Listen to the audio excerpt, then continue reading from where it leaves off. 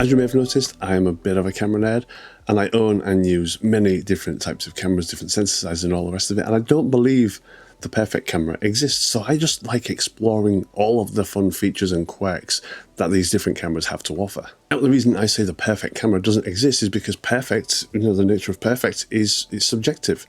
What is perfect to you might be wildly different from what is perfect for me. And since I do both photo and video, the type of camera that gets closest to perfect for me is the hybrid camera. So today, I want to talk about my favorite hybrid camera that I never talk about, the Olympus EM1 Mark II.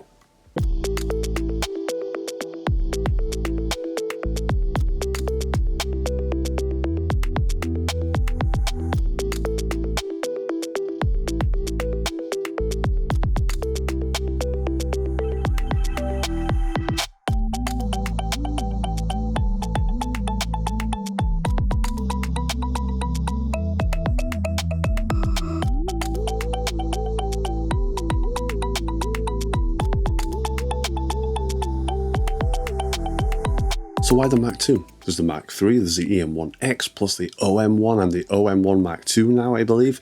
So what makes the EM1 Mark II so special? Now, when the EM1 Mark II came out, it was considered to be a bit I mean, sure, it was an upgrade over the Mark I, but it was nothing groundbreaking, nothing special. That was until 2019. In 2019, Olympus put out a firmware update that basically elevated the EM1 Mark II to the camera it should have always been and showed what it was truly capable of. And a lot of the improvements came straight from the flagship, the EM1X. So now the EM1 Mark II becomes like 90-95% of the EM1 Mark III for about 50 to 60% of the cost on the used market.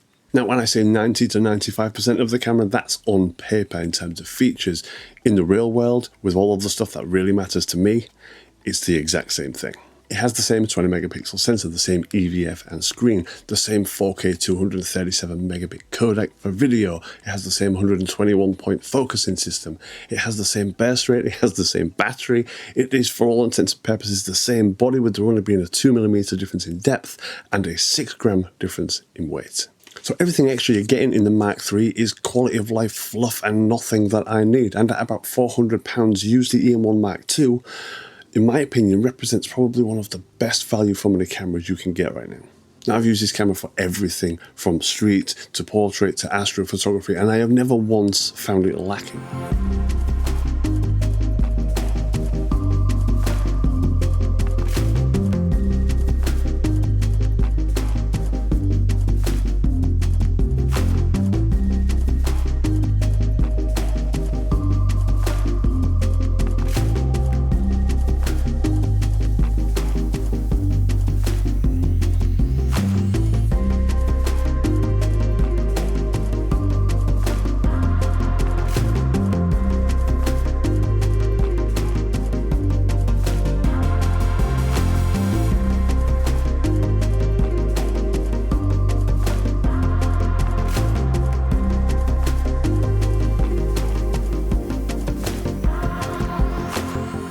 Blazing fast, shooting at 60 frames per second, and has cool features like the Pro Capture mode, which allows the camera to start capturing even before you fully press the shutter, and for something like a half a second after you release it.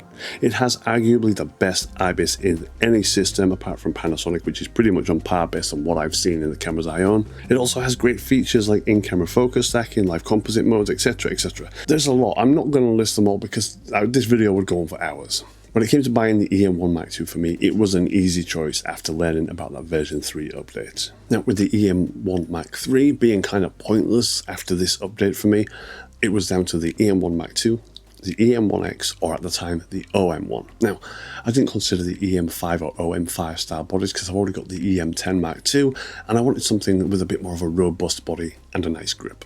Side note, the EM1 body has the best ergonomics of any camera I've ever used. Anyway, I didn't want the big old EM1X, I didn't want the extra size and the weight, and the dual process wouldn't really offer anything for what I shoot. And the OM1, while showing improvements across the board, again, most of it was fluff features that I didn't really need, and the OM1's like 3 times the price, even on the used market.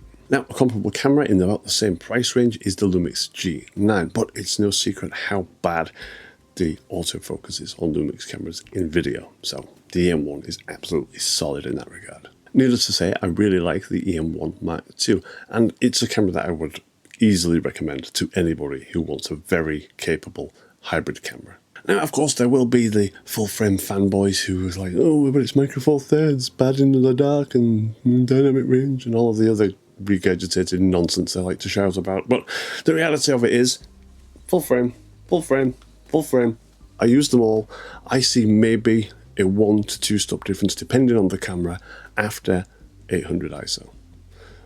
Other than that, realistically, you're not going to notice it. But you know what it is. Haters gonna hate. Now you put the EM1 Mark II into high-res mode, and not only does it double the resolution on both axes, it also gives you about a 2-stop boost to dynamic range, which firmly puts you in full-frame image quality territory, with more resolution. Thank you very much for watching. I'll see you in the next one.